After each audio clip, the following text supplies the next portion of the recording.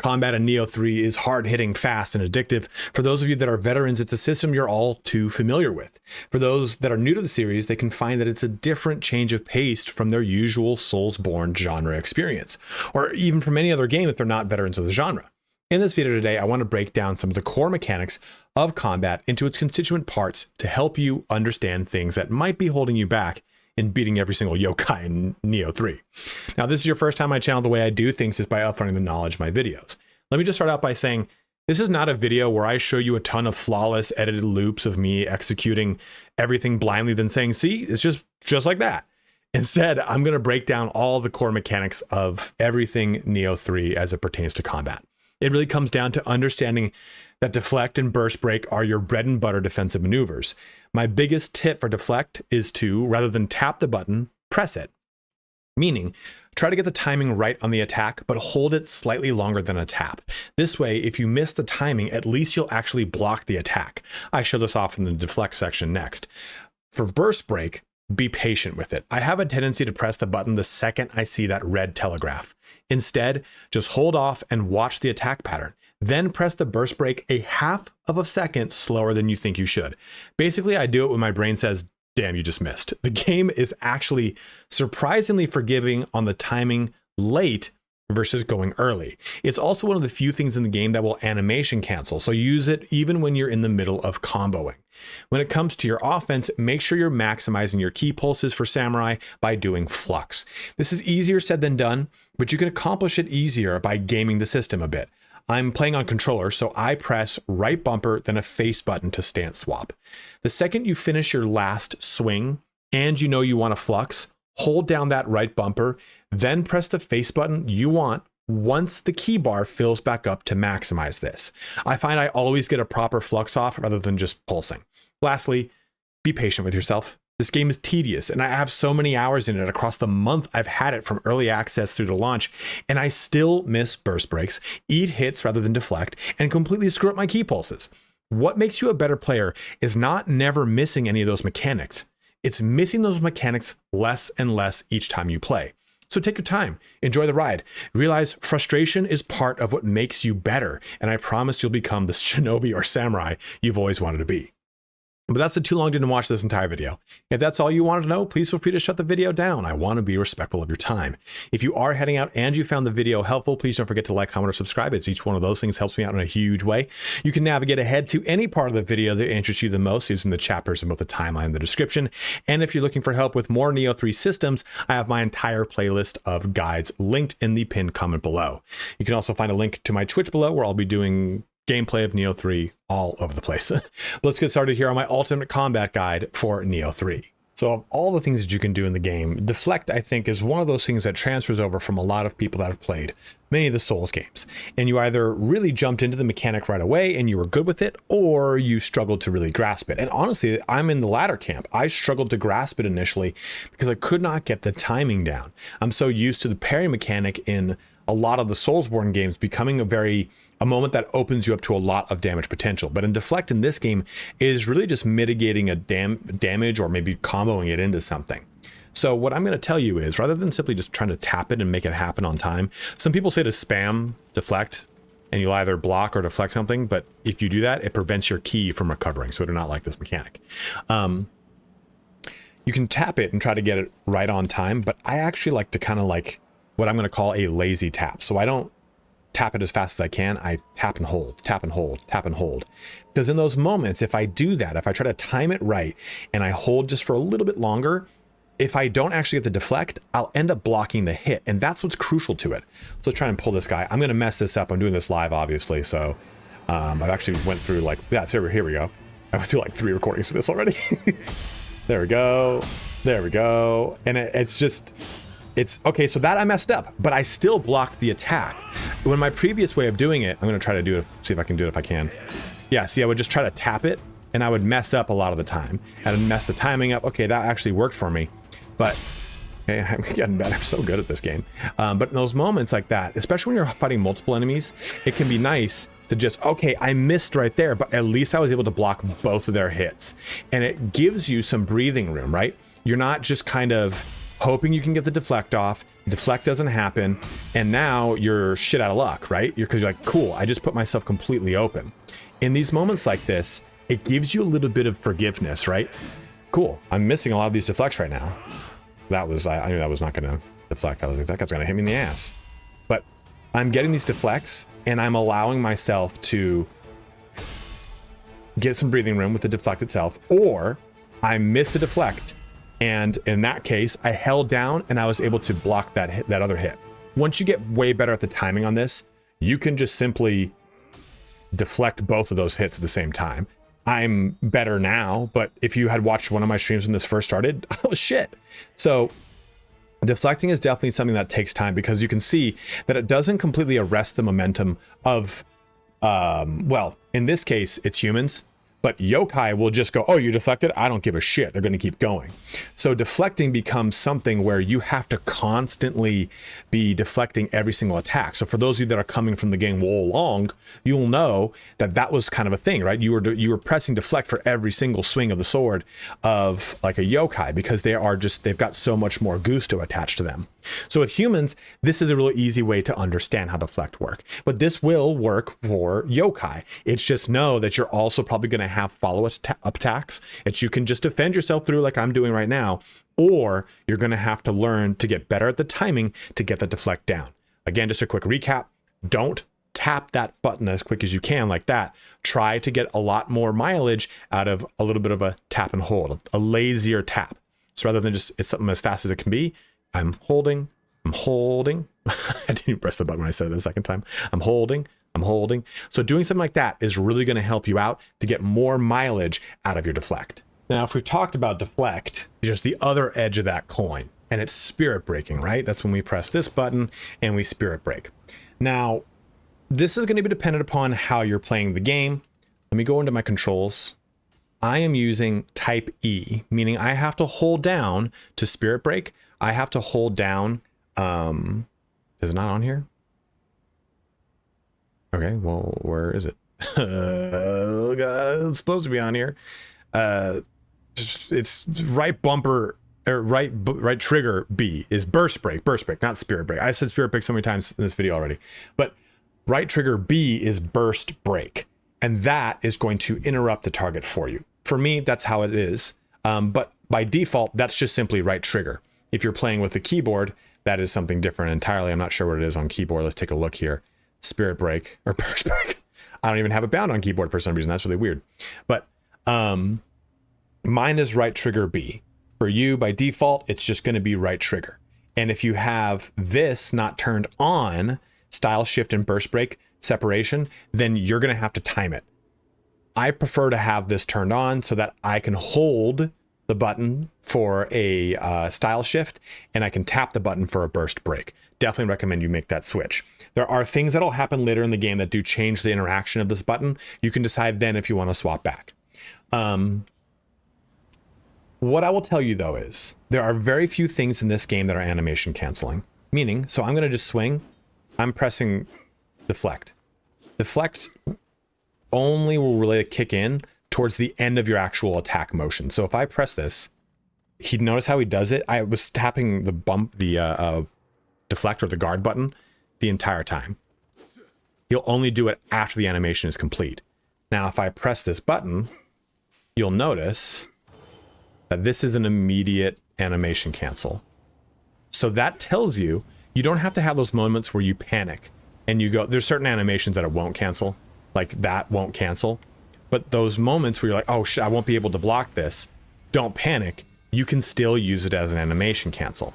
Now, one of the other reasons that I really like using this control scheme is I can hold down right trigger, and all I have to do, oh man, I missed that chance. You hold down right trigger and all you have to do is just tap B when the time is right. And I can still mess it up. I still get the timing of that really messed up. But what I'll tell you is hold your burst break for longer than you think you need to, because usually the game knows that you're anticipating it and it kind of jukes you out, because we've all played so many of these games where once you see it, you have to do it. Like that's usually the timing on any of these Soulsborne games, where Nioh it's like forgiving and not, see right there, as holding down right trigger and just tap to B. Easy. Way easier than just trying to tap that right trigger and have it be timed properly. This gives me just a better reaction time. But I saw that I was coming, and the game gives you like a half of a second kind of leeway to deal with an actual not spirit break, burst break. Let's see if we can get this going again here. Okay, I'm waiting for it. I pressed that when he was like halfway through his descent. So you'll notice that I was not Johnny on the spot with it immediately, which if I was playing like Elden Ring or Dark Souls 3 or Bloodborne, it's so much, or Sekiro, don't get me started on Sekiro. It's so much more timing related, right? You see the choreograph or whatever it is. There's a specific name for it. And my brain it's escaping me. Telegraph. There we go. You see the telegraph, then you press the button immediately. And I missed it because I did not time it right. This game kind of shows you that telegraph is coming. It's coming. It's coming. And I jumped the gun. I get so antsy that I jumped the gun. You saw me do it just a second ago. But this just, it's all about trying to be a little bit more patient with your burst break and timing it late, actually. Oh, he started to drop. Then I pressed it. I would have pressed it when I would have anticipated the drop, or when I would have started to see the animation start to really, okay, it's moving, and then I would do it. Nope. I waited until my brain told me it was too late, which is really weird advice, but it's the only thing I can tell you that has started to work for me. The control scheme also helps too. Being in that control scheme, I can hold right trigger and just press B. It's, I mean, no different than just tapping right trigger. But for me, for some reason, it has helped in getting my timing down, because I can kind of like prepare myself for it. And when I'm trying to, okay, I didn't do it right because I was going to start showing how to do attacks in the middle of it and try to animation cancel. But what I was going to say here is, if you get damage on a target and you see them coming into that, let's see if we can get it. You can try and animation cancel through it. So if you're in the middle of a combo, don't be afraid to just tap it, right? Like in those big animations, you can't, but in just the standard ones, you'll be fine just to animation cancel into the burst break. So hopefully this kind of breaks down some of the barrier of burst break, because it was a hard concept for me to get. I just kept fucking up. Turning on that separation helped me, and learning to do it late, just a little late. Like if we're talking in a second, it's like a half second to a quarter of a second late, and your character will hit it, because the game, I think the game gives you some sort of leeway, or it gives you some sort of forgiveness and allows you to hit it late. Hopefully that helps you in nailing burst break. So for this portion of the combat guide, key pulsing is important to the game. You can cheese your way through it by every time you swing, you just go ahead and switch yourself over to another stance. That is definitely a way that you can do it. And I've heard people online talk about that. You just kind of spam the stance button and it'll happen. I don't really like that way. I think it teaches you some bad habits, because if you'll notice that even when I switch over to like a new thing, if I'm in the middle of a skill, it won't really apply. So you can do it. It's definitely there. And it's just not the way that you should probably learn it. But there's totally fine to try to get the most out of stance dancing and fluxing, as it is called, when you go ahead and use the swapping of stances to get the most key recovered and a little bit extra. So you can see we've got a 1040 key, right? I'm going to do a bunch of swings. We're going to try to get a flux going in here. There we go. We were fully recovered back from about like 60%. And you can completely ignore this mechanic if you want, because you're going to kind of end up doing stuff like this and just keep going and going and going. It's just going to end up making the game harder for you, because you're going to drain your key and then you're going to get hit and staggered and killed. At the beginning of the game, no, you don't really need to worry about this. You don't need to worry about it almost throughout the majority of the game. When you start to get to the end of the base game or jump into New Game Plus, you're going to start to feel that pressure. Please, by all means, play the game however the fuck you want. If you want to ignore key, then just do it. But it's kind of an important part of the game, because it's very fun once you really learn how to maximize your key pulsing. And this is just, I'm not even fluxing. I'm just doing key pulsing. I'm not even amazing at fluxing. I think I barely ever use it. If you're using a switchglaive, you'd really want to learn fluxing because it is part of an actual skill set. And the reason, again, I'm calling it flux, just so we can just get on the same page with nomenclature. Changing to another stance on a successful key pulse increases the amount of key recovered. Key recovery when you switch stance during a flux increases right here. Then you get to stuff like this, where after a successful key pulse, you can press certain buttons to really jam these things home. Or this one over here in low stance, or this one over here in mid stance. So you can get a lot out of doing these relative fluxes. It's more of an advanced technique, and I can't really give you any cool way to learn how to do it quickly. I mean, honestly, I just stare at the key bar when I'm really like, okay, I'm going to do a flux right now. I did it. And then I'm good to go. It can help you that this is the biggest tip for this section. When you're doing a swing, hold down right bumper. When you swing and you hold down right bumper, it doesn't cause a flux. So right now, if you look at my, my stances on the right, I'm holding it down. So you can see those, the thing came up, all the indication of the buttons. So this allows you to flux quickly by just watching that bar and then fluxing. Hold down, flux. You want to see where the bar starts to fill up that yellow into the red and then try to maximize it if you can. But you can just do a standard key pulse, you know, by just simply pressing the key pulse button. It's right bumper on a controller. I don't know what it is on PC. Or I can hold down that right bumper, and while I watch that bar fill up, then I switch stances. So if fluxing is really something that's scaring the crap out of you, just hold down that right bumper or whatever the button is to do it, and then press the corresponding stance button, the buns, bunt cake, press the corresponding stance button after to just flux right away. You're going to see footage later. I don't do it all the time. I'm giving you tips on how to do it. This is definitely an example of do what I say, not what I do, because I'm not the master of key pulsing. But this is how you would maximize both key pulse as well as flux. So all that comes together, though, to talk about key damage. Now, this is going to come into our conversation about toughness, which we're going to talk about a little bit later. But again, I've got 1040 key. If that drains all the way down to nothing, let's go all the way. I'm pressing all the button every button I can to get this thing to drain as fast as I want, and it is just not going. There. Now if someone were to hit me, I'm staggered. Or if I block something, it's going to stagger me. And then immediately I'll get a grapple, right? So that is what's so important, is key damage leads to grapples. So let's go ahead and go and fight these guys over here and trigger that key damage drain. Now on yokai, this is not the same. So we'll hit these guys. This is really true. Oops.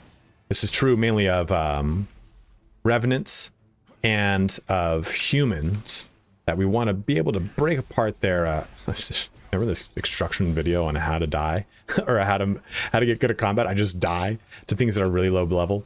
I have like something that, here, let's see if I can keep blocking. There we go. There we go. So that is a grapple. We take their key damage once it's been broken, and we go ahead and do some sort of grapple on them. Now, we can also, when their key gets really super low, end up killing them on accident. There we go. Grapple again. But if you knock them on the ground, you can do the same thing. Some weapons allow you to force grapples. An example here would be the spear. The spear has a forced grapple in it. Is it right here? Yeah, no, it's not that one. It's not this one, it's this one. Sweeps an enemy's leg to knock them down. Now, it exposes you to do that, but in doing so, you force a grapple. I'm calling it a grapple because that's what the game calls it, but pretty much anything on the ground is a grapple. Anyone with their key damaged completely is also a grapple. Now, with yokai, this is different. Yokai will drain their stamina, and sometimes it will stagger them and you'll be able to grapple them, but that is under certain circumstances. You have to see both of their key bars. So let's go and find ourselves some yokai. So there's a yokai right over here.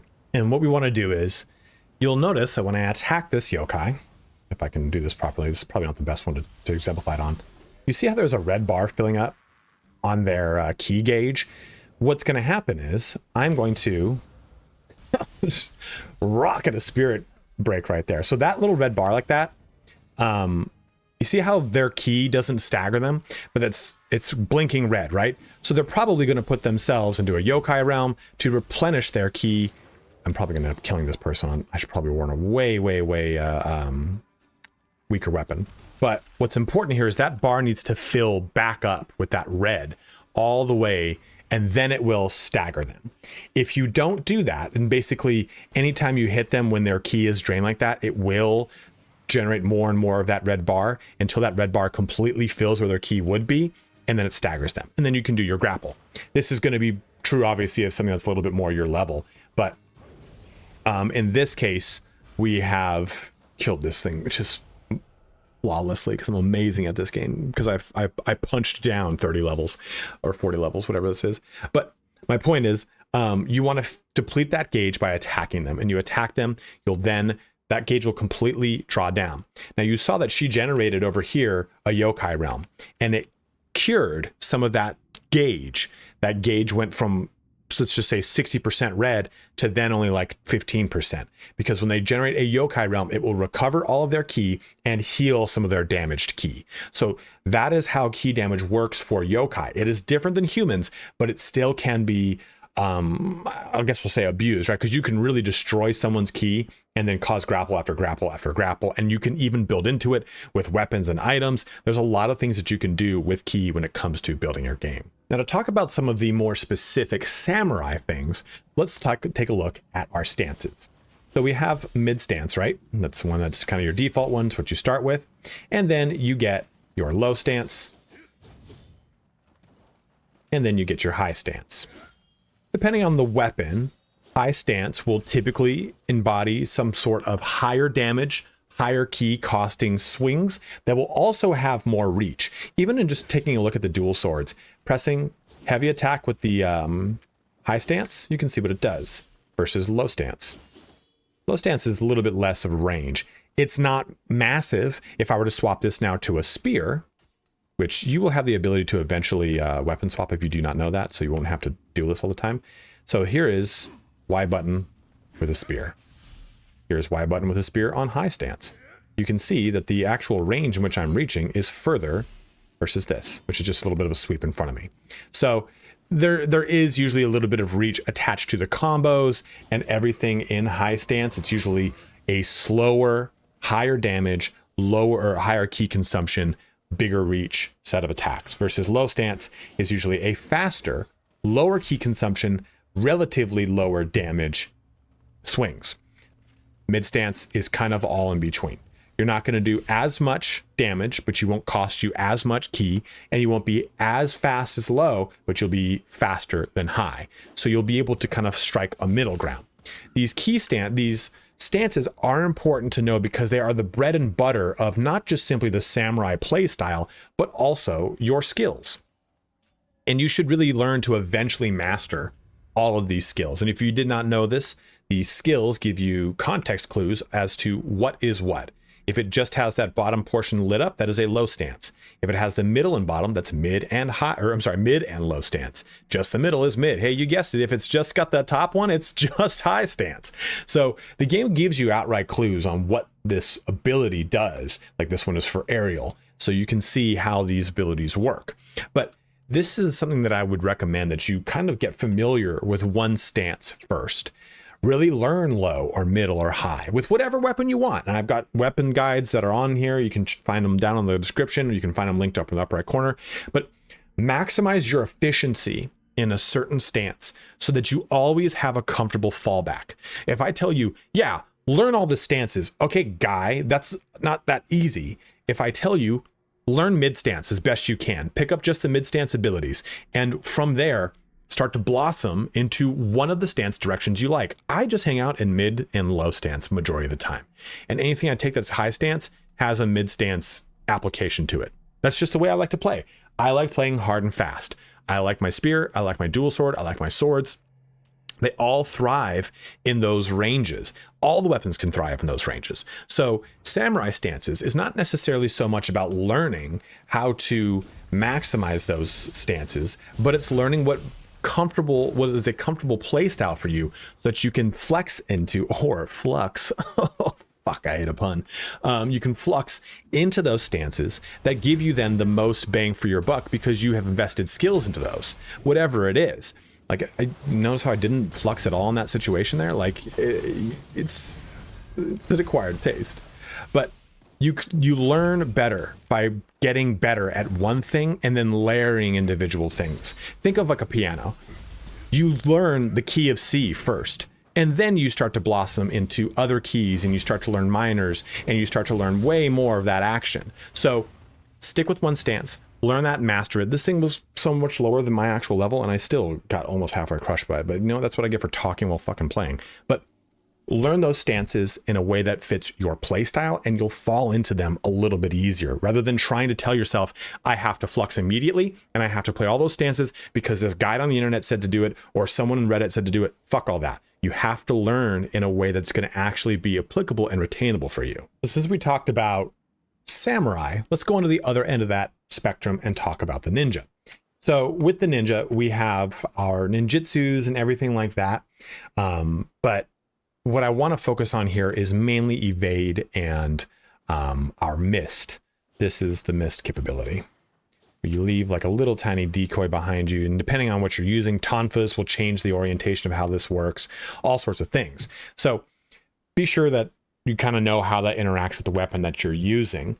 And our evade is crucial because a well-timed evade is an actual evade. This is just a dodge. Right now we're dodging. Let's go ahead and activate these guys, and we'll get an evade going.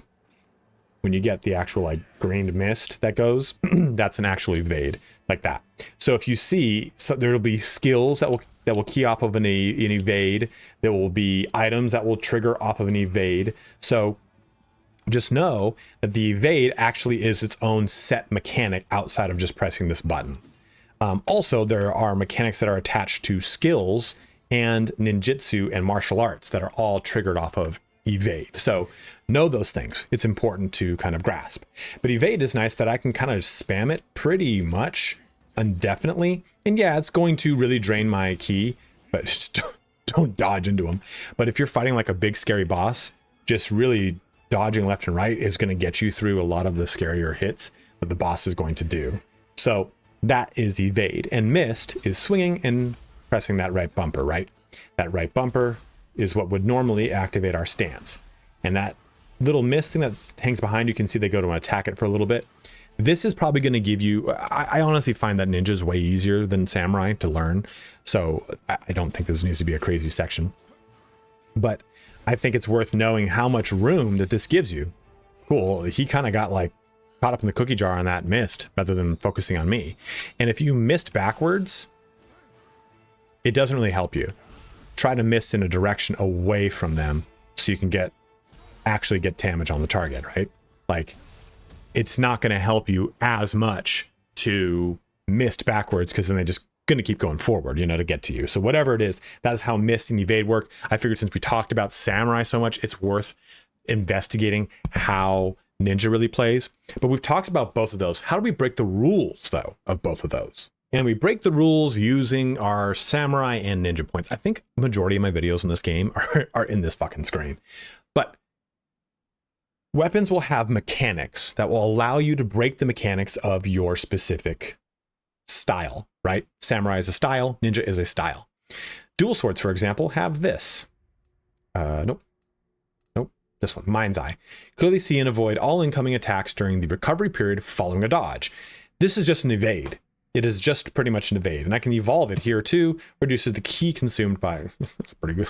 I use dual swords all the time. I pick that up right now. And this will eventually evolve once you get into some of the crazier stuff. If you didn't know, this is I have an earlier save that I make my videos off of to spare anyone from having any kind of spoilers in these videos. So just know that that is how you would break this rule. It's not prevalent in every single weapon, but there are just ways that you can do that. Now, the spear, where am I going? Where am I going? Here, has rainbow ruse. This isn't necessarily a evade, but it triggers off of ki pulse, and this gives me tons of mobility. So this doesn't break the rule, but it's different than our typical interaction. If I come over here to Tonfa, yeah, okay, Tonfa's got two of the things I'm thinking of, right? Yeah, okay, cool. One, we have pulverize. Oh, no, I'm sorry. Demon Dance changes the misbehavior, reduces the distance traveled, as you can see, watch that little, there you go, but increases your invulnerability duration. This is called iframes, invulnerable frames. Frames in which your character moves that they will not take damage or be staggered or have any issues. This is typically a term that is applied to fighting games. So Demon Dance reduces our distance, but we get iframes. This breaks a rule. Now remember how we cannot deflect as a ninja unless we get stuff like this. Guard just before an incoming hit to parry the attack and knock the attacker off balance. There we go. Or you'll get something a little bit more like a lot of ninja weapons have something more akin to this, where it's left bumper plus a face button modifier. So this is left bumper plus Y to give me a parry that then follows through with an attack. This is just straight up press that left bumper, baby, time it. And I can even evolve it to time it again right after to follow through with a hit in the head with a hand stick. So these are examples of how your weapons can break the rules of your style. Find those breakpoints and try to learn them. I'm not going to lie to you. I'm really terrible at... is this one? Yeah. No, that's just left bumper X. Sorry. Here you go. No, this is if you... Let me find one over here. Usually they're in this section. Basically any of the ones that require you to, yeah, here we go. Left bumper, hold forward just before an enemy's attack. I'm not very good at those. My brain is not smart. It just is not cool enough to conceive how to properly get that timing down. So I actually actively avoid those. But these are ways that you can break the rules of not having a deflect on this style by adding a deflect, or at least a deflect adjacent into ninja. Just like samurai has that ability to add something like an evade or something that does kind of play like evade does. So learn what weapons and what skills break the rules for the styles that you prefer and the weapons that you prefer. Back here into the item screen to talk about defense. So defense is a number of ways that you can conceive this. And I think this is one of the most important things of this combat guide. And it might be why you are struggling so much, because your combos are getting interrupted. You're just taking so much damage, whatever it is. What you want to look at are a number of things in this category. Yeah, there's the special effects, and the special effects aren't really worth talking about in this video. Base defense, weight, and toughness are. So defense is just exactly what it is. Affects your defensive power. The higher defense, the less damage you take. But hyper armor is a concept that's been introduced to this genre as a whole. Hyper armor means that you have so much armor that the enemy cannot stagger you when it hits you. In previous Nioh games, Nioh's 1 and 2, that was around 200. If you had 200 or higher, I think it was actually 200 is the cat, I can't remember. Toughness, then you would never be staggered. Indicates your resistance to key damage and to being staggered by attacks.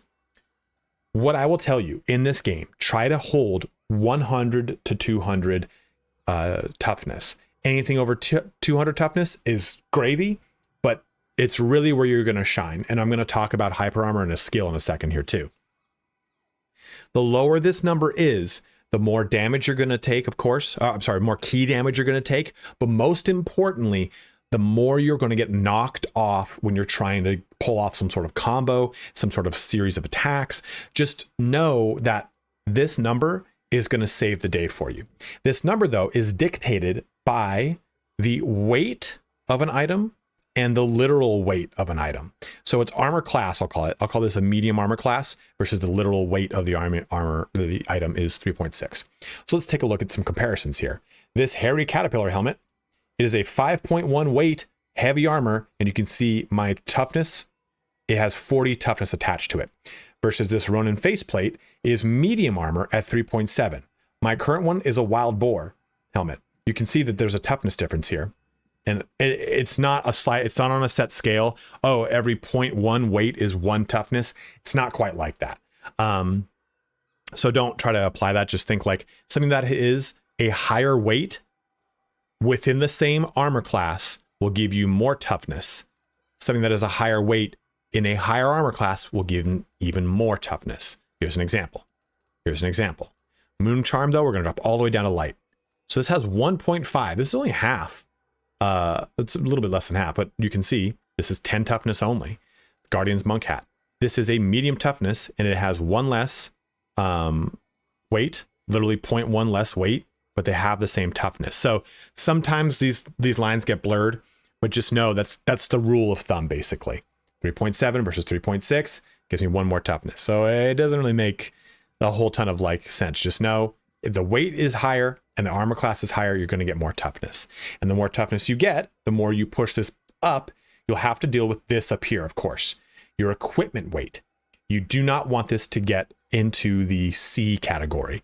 A is blue, B is green. Keep it there. Keep it there for both styles, ninja and samurai. You can drop it all the way down to blue and play a build that uses skills that do a ton of damage for the less armor that you've got. That's a way to play.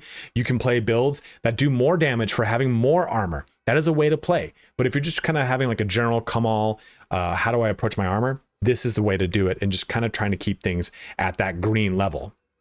Balance it out by investing into your stamina, which is going to give you an offset to the amount of weight that this all carries. So see here, this has got, and it's all the way, I can jump all the way down to the bottom here on just something that's like here. This is a 4.8 weight helmet, has 39 toughness. It doesn't matter about the level at all. This is level 6, this is level 40. It's only weight and armor class that are going to matter. And the defense on it doesn't matter either, right? This has got, what does this have? This had 1 more toughness, right? So it's like you just need to really worry about those 2 numbers to get your toughness up so that you will be able to deal with heavier hits. But we can also play with this because it seems that hyper armor is not that active in this game. Here we go. So you want to get this skill. Prevents you from being staggered during strong attacks in martial arts while arts proficiency is active. So as long as your arts proficiency is active, you get hit, you can still proceed through it regardless of your toughness level. Having high toughness allows you to have this same effect without having arts proficiency active and on just your normal slow attacks. So, or your quick attacks. Sorry, quick attacks. So this is a skill that directly plays into how toughness operates by forcing and breaking a rule and forcing it all the way through. But if you've been struggling on trying to get this toughness active, this is an example of how you can really get it to the fore by using oppressive strength here to force that situation. So we've covered a lot of stuff. And one of the last things to talk about, and this pertains only to the samurai period, is arts proficiency. It is easy to understand, very low skill floor, very high skill ceiling, because arts proficiency is just, I'm going to go ahead and swing this weapon, and now I did a pulse, and I do this and that. And that little gauge that's filling up over here on the right, let's go ahead and fight these enemies. That'll kind of fill it up a lot faster. By doing a key pulse, it will go up. By deflecting, it will go up. By attacking, it goes up. All sorts of ways that this thing goes up. And that little, let's see it filling up over there on the right. Let's get this a little bit further. I want this to, once we get it filled, we'll talk more about how this can kind of help us more. And one more hit. There we go. Okay, so now let's come back. Let me pause for a sec. Don't attack me. So what we need to know here is, with arts proficiency, if I just go ahead and press a strong attack, it will imbue it, it will do more damage. Most importantly, it will not consume ki, or it will have decreased ki consumption. That is the most important thing about arts proficiency. It is going to reduce that ki consumption. Further, it works with any strong attack, but it also works with any of our martial arts. Martial arts are the combos that you unlock, the skills, right? So anything that says like left bumper X, pressing Y after a quick attack, or I'm sorry, strong attack after a quick attack, or a quick attack after a strong attack. Those are our martial arts, and we want to use those to try to chain these things together. I'm probably not going to do a good job of exemplifying it, but again, I'm trying to say what I do not do what I say, because, wait, no, do what I say. Don't watch what I'm doing. I don't know, man. I'm not really good with these axioms. So let's go ahead. So we'll get this out, and I'm going to press one of my martial arts. Oh, there we go. And then I just chained it into another one, and then we just chained it back into it. Well, We didn't able to get the second one off, but I murdered them. So these martial arts in here, right? You say common, these say common. These are what we're trying to hit. These martial arts, we chain them together because we have stacked up our arts proficiency. That is a martial arts. This is a martial art. It's a really, really, really good one for spear. This other one, that's a martial art. This other one's really hard. The flying monkey is really hard to get off because it always defaults to this other one. And then, no, yeah, okay, whatever. Well, either way, doing those skills are what chain these things together, and it's what really unlocks a lot of the actual power of playing as a samurai. It can be easy to play as a samurai and go, well, okay, I'm just gonna kind of spam my favorite abilities, get the skill that allows me to key pulse while dodging, and I'll be kind of good to go, right? Well, no, we really want to, if I can actually just get a martial art, get this active, and we'll be able to come into here. Okay, so we go, let's see if we can do it. Chain it. There's one. So I actually have to attack someone to get that martial art to go through. I thought I could show you through here. So watch my key bar one more time when we do this.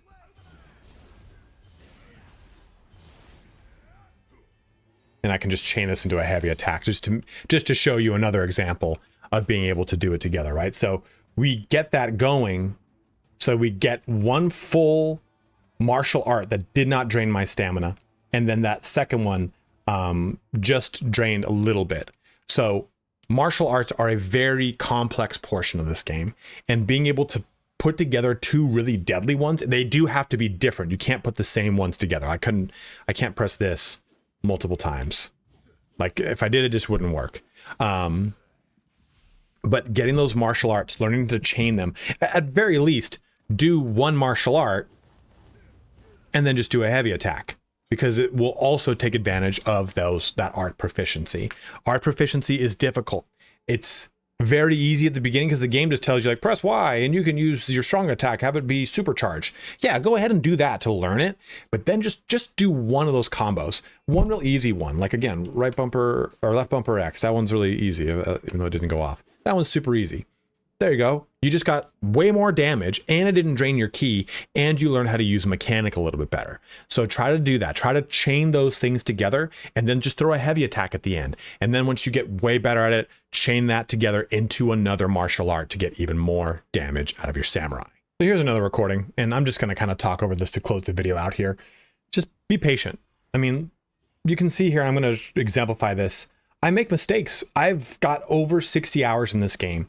And I mean, look at that. I messed up so badly with the burst break there. I over anticipated. I didn't listen to my rule of just kind of waiting until they got closer.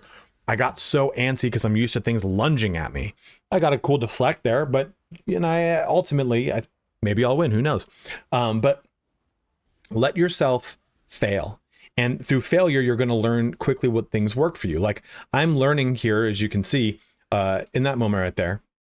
We did a martial art, which is one of my favorite ones. This is like a crucible one. It's like Dragon Slice. It's actually from the Dual Ninja Sword. Right there into that was like the mind's eye evade that you get then on Samurai. And I mean, that put us in a bad position. I didn't key pulse. I should have key pulsed. And in that location right there, that looked all really cool, right? But I mean, take a look at this. Take a look at this photograph. Every time I do, it makes me laugh. Look at my key. I executed this, then dodged back to get a little minor key pulse, then dodged again, which then drained my key, and then went to do another dodge, kind of deflected it. Actually, no, I think I just actually blocked there, and it took the block. And if that was Revenant, I'd have been killed. If that was a faster attack pattern, I would have been killed. I got lucky right there. So you can still make a lot of these mistakes. I think you'll learn better on how to make the mistakes a little bit more educated. Like that was a great key pulse for me. That's not that often that I do that. So don't be afraid to fail doing all these things. Like I'm not, again, this master of the game, but I at least understand the fundamentals of what I'm doing wrong and how you can improve. And the improvement doesn't need to be taking all these things and putting them into action. Well, I think I screw this up. Yeah, I do. I screw up my burst break here. And a lot of this can really come down to just learning. Oh, dude, look how amazing I am. That was a martial arts that we used because we were completely filled up there, and I didn't burst break there properly. But I'll tell you what, I burst break really well right there. That's why I actually hit the record on this on this segment. But have patience with yourself. Learn that these little tiny things don't need to all get better at once. All you need to do is choose one thing from this video and work on it next time you play. Choose another thing from this video, work on it the next time you play. Little incremental changes like that will get you way better and more solid at this combat. And you don't need to be a god. You're gonna, dude, there's some times where I don't think I recorded it, but I've got 8 of my medicine. I ran through all 8 on just a ninja yokai, and I felt stupid. And I'm like, cool, I'm about to make a combat guide video. This is real great. You know, like, you're still just going to have those moments where the game just doesn't click with you. You don't flourish as properly, and you just brick. You just nonstop brick. And it happens to me all the time where I jump in and go, I'm gonna play a rousing set of hours of Nioh. And the first hour I almost rage quit because like Kodama almost kills me, you know, like something crappy that's not supposed to kill you almost kills you, you know, you're like, what am I even doing? So give yourself some patience, give yourself some time. But if you know of any really good tips, like, hey, you know, this is the stuff that's really helped me out when it comes to fighting in Nioh 3, go ahead and let it be known in the comment section below. Help people out in getting better at this game, because this game is far more accessible than almost any other Nioh. And it's because so many of the systems are a lot more streamlined this time around. It's not so hectic. It's not so like cryptic. So again, let me know in the comment section below on things that can help out other people. But if you're struggling, let me know too what you're struggling about. Maybe I can help you out. But as always, guys, thank you so much for watching here today. Have a good one and take care.